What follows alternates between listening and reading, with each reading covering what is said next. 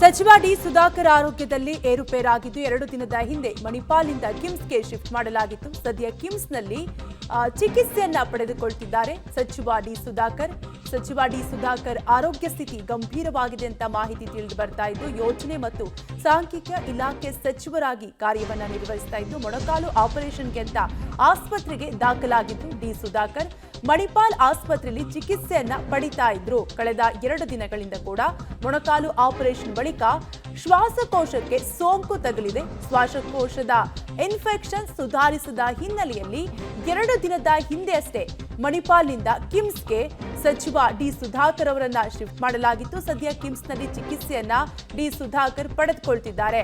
ಆದರೆ ಸಚಿವ ಡಿ ಸುಧಾಕರ್ ಆರೋಗ್ಯ ಸ್ಥಿತಿ ಗಂಭೀರ ಆಗಿದೆ ಅನ್ನುವಂತಹ ಮಾಹಿತಿ ಕೂಡ ಸಿಗ್ತಾ ಇದ್ದು, ಸಚಿವ ಡಿ ಸುಧಾಕರ್ ಆರೋಗ್ಯದಲ್ಲಿ ಏರುಪೇರಾಗಿದ್ದು ಈಗಾಗಲೇ ಬೆಂಗಳೂರಿನ ಮಣಿಪಾಲ್ ಆಸ್ಪತ್ರೆಗೆ ಫಸ್ಟ್ ಅಡ್ಮಿಟ್ ಆಗಿದ್ರು. ತದನಂತರ ಕಿಮ್ಸ್ಗೆ ದಾಖಲಿಸಿ ಚಿಕಿತ್ಸೆಯನ್ನ ಕೊಡಿಸಲಾಗುತ್ತಿದೆ.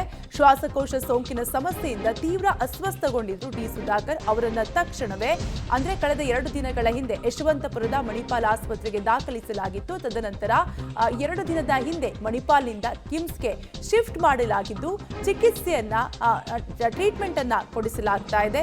ತೀವ್ರ ನಿಗಾ ಘಟಕದಲ್ಲಿ ಡಿ ಸುಧಾಕರ್ಗೆ ಚಿಕಿತ್ಸೆಯನ್ನ ನೀಡಲಾಗ್ತಾ ಇದ್ದು, ಸಚಿವ ಡಿ ಸುಧಾಕರ್ ಅವರ ಆರೋಗ್ಯ ಪರಿಸ್ಥಿತಿ ಗಂಭೀರ ಅನ್ನುವಂತಹ ಮಾಹಿತಿ ಕೂಡ ಸಿಗ್ತಾ ಇದೆ. ಮೊಣಕಾಲು ಆಪರೇಷನ್ಗೆ ಅಂತ ಮೊದಲು ಮಣಿಪಾಲ್ ಆಸ್ಪತ್ರೆಗೆ ದಾಖಲಾಗಿರ್ತಾರೆ.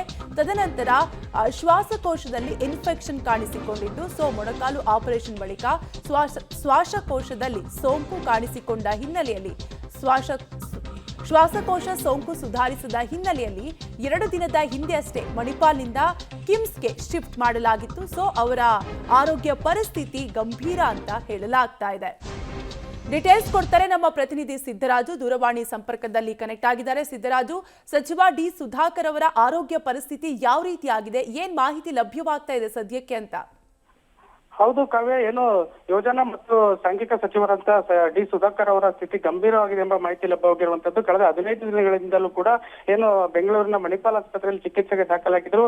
ಮೊಣಕಾಲು ಆಪರೇಷನ್ ಹಿನ್ನೆಲೆಯಲ್ಲಿ ಅವರು ಆಸ್ಪತ್ರೆಗೆ ದಾಖಲಾಗಿದ್ದು, ಏನು ಕಳೆದ 1 ವಾರದ ಹಿಂದೆ ಅವರ ಜನ್ಮದಿನದ ಹಿನ್ನೆಲೆಯಲ್ಲಿ ಒಂದು ಬರ್ತ್ಡೇಯನ್ನು ಕೂಡ ಆಸ್ಪತ್ರೆಯಲ್ಲಿ ಆಚರಿಸಿಕೊಂಡಿದ್ರು. ಅವರ ಅಭಿಮಾನಿಗಳು ಮತ್ತು ಚಿತ್ರದುರ್ಗ ಜಿಲ್ಲಾಡಳಿತ ಸೇರಿದಂತೆ ಅನೇಕ ಅಧಿಕಾರಿಗಳು ಕೂಡ ಭೇಟಿ ನೀಡಿ ಅವರ ಆರೋಗ್ಯವನ್ನು ವಿಚಾರಿಸಿದ್ರು. ಅವರ ಆರೋಗ್ಯವು ಕೂಡ ಸುಧಾರಿಸಿತ್ತು. ಆದ್ರೆ ಎಲ್ಲೋ ಒಂದ್ ಕಡೆ ಒಂದು ಜನರು ಹೆಚ್ಚು ಜನಸಂದಣಿ ಸೇರಿದ ಹಿನ್ನೆಲೆಯಲ್ಲಿ ಅವರ ಆರೋಗ್ಯದಲ್ಲಿ ಮತ್ತೆ ಏರುಪೇರು ಉಂಟಾಗಿ ಉಸಿರಾಟದ ತೊಂದರೆ ಎದುರಾಗಿತ್ತು. ಈ ಹಿನ್ನೆಲೆಯಲ್ಲಿ ಅವರನ್ನ ಐಸಿಯುಗೆ ಶಿಫ್ಟ್ ಮಾಡಲಾಗಿದ್ದು, ಬಳಿಕ ಅವರನ್ನ ಡಿಸಿಎಂ ಡಿ.ಕೆ. ಶಿವಕುಮಾರ್ ಸೇರಿದಂತೆ ಸಿಎಂ ಅವರು ಕೂಡ ಭೇಟಿ ನೀಡಿದ್ದು, ಈ ಸಂದರ್ಭದಲ್ಲಿ ಅವರ ಆರೋಗ್ಯ ಸುಧಾರಿಸಿದ ಹಿನ್ನೆಲೆಯಲ್ಲಿ ಅವರನ್ನ ಕಿಮ್ಸ್ಗೆ ಕಳೆದ 3 ದಿನಗಳ ಹಿಂದೆ ಶಿಫ್ಟ್ ಮಾಡಲಾಗಿದೆ.